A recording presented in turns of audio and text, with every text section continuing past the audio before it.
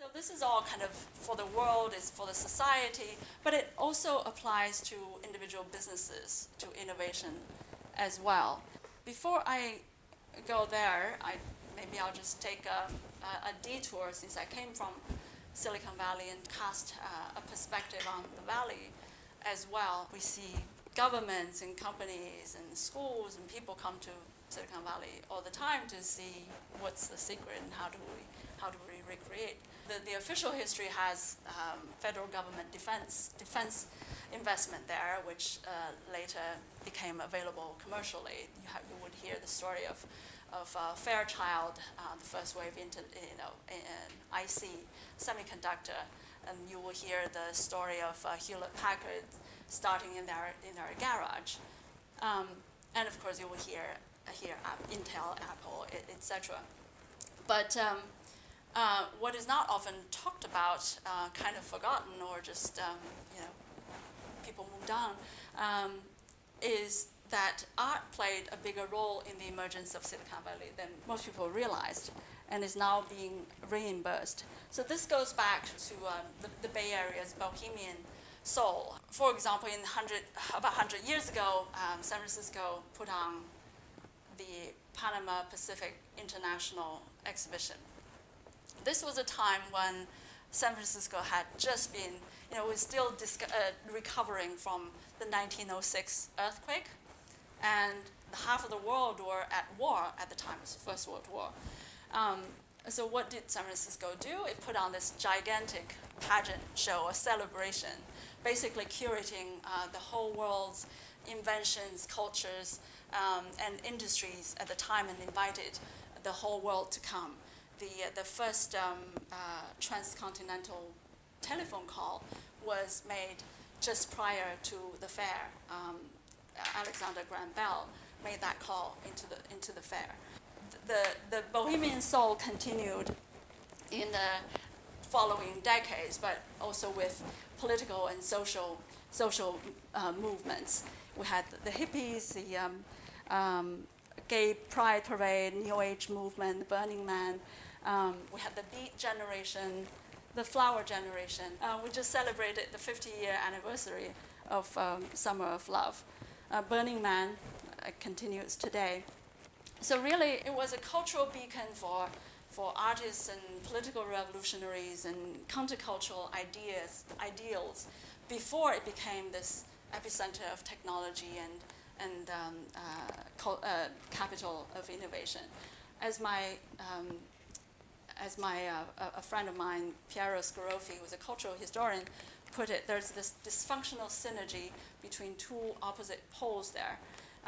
The rational, the irrational, technologists and anti-technologists. Hippies and engineers, a lot of engineers, especially the older generation who I've met, they're pretty much hippies themselves. Amateurs and corporations, the early wave of technology there was very much amateurs and hobbyists, like the ham radio and the homebrew computer club, etc. And of course, there's these nerds and outlaws, and several tech companies are founded by these people. So I mean, there is this cultural root. A lot of it has been lost with the success and the complacency that comes with success and the newer generation. But there are some of the cultural hallmarks still remain there. Silicon Valley prides itself in failure. Very few other places can tolerate that level of failure.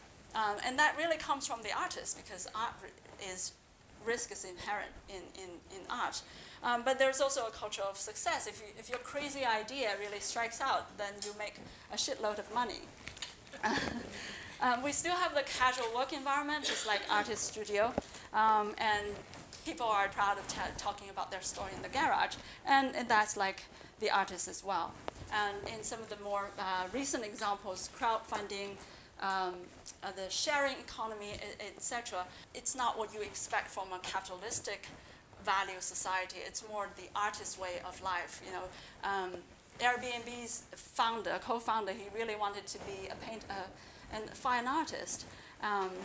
And Uber is now having lots of trouble these days, but behind these companies, Airbnb, Lyft, Uber, it was about utilizing idle resources and sharing that resource. And of course, we have Apple, the best example.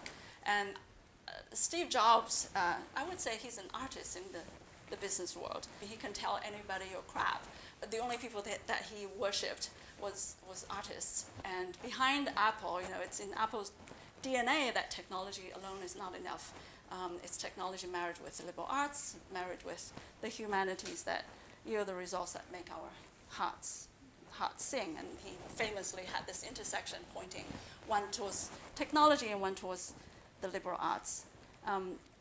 In earlier history, one of the iconic companies, Xerox PARC, they had artists in residence programs pairing artists and engineers, and the result were both interesting art and scientific innovations. Later on, that kind of disappeared for a while, but it's now coming back. So several of the big tech companies, Autodesk has a very robust artist in residence program.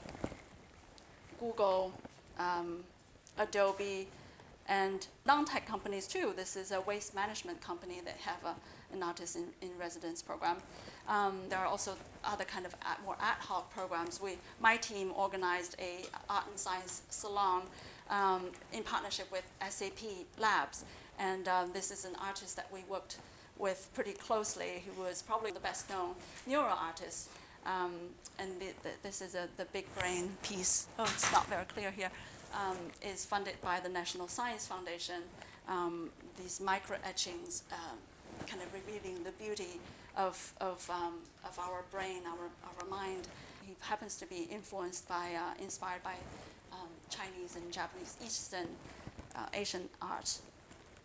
Looking into the future, tech companies are very design-centric these days, are very into design. Going into the future, there will be jobs that we never have heard of. Augmented reality designer, machine learning designer, avatar programmer, of course, chief creative officer, chief design officer, cybernetic director and stuff like that. In 5 to 10 years, you'll have synthetic biologist, human organ designer. And so as technology becomes more pervasive, it's no longer in the earlier life, it's kind of clunky like ice, and it requires specialists to handle. But as it becomes more pervasive, it really permeates every aspect of life, and people want more desirability. It's more emotional connection. So it needs more art and design. So the designer's job is more about the fusion between art, engineering, research, and science.